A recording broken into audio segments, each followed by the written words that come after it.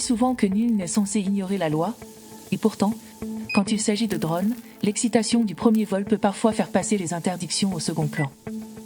Cette amnésie passagère laisse place à une seule envie, prendre son drone et filmer le monde, puis partager cette expérience sur les réseaux sociaux. Mais avant de décoller, il est essentiel de se rappeler que la sécurité et la légalité passent avant tout. En Guadeloupe comme en France, les règles européennes, désormais pleinement applicables dès 2026, sont les suivantes. Enregistrement obligatoire. Tout drone pesant plus de 250 grammes ou équipé d'une caméra doit être enregistré sur la plateforme Alpha Tango. Votre numéro d'exploitant doit être apposé sur le drone.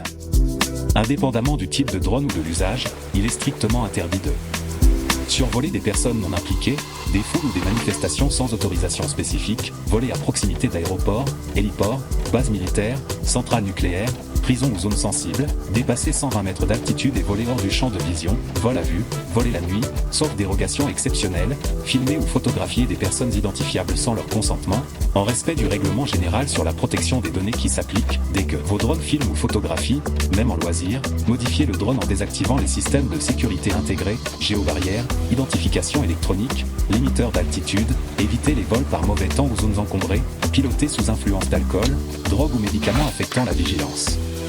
Et vérifiez toujours l'état de votre drone et de ses batteries avant le vol. Ces règles sont applicables à tous les drones, qu'ils soient utilisés pour le loisir ou dans le cadre d'une activité professionnelle. Sur cette carte s'afficheront les zones de vol avec demande d'autorisation. En vert et jaune clair, les zones de réserve et habitat naturel. En orange, les zones urbaines. En bleu, la zone de contrôle régional. En rouge, la zone R2 base ULM. Et pour finir, les aéroports et hélistations. La limite de hauteur 120 mètres du sol n'est donc possible uniquement en dehors de toutes ces zones.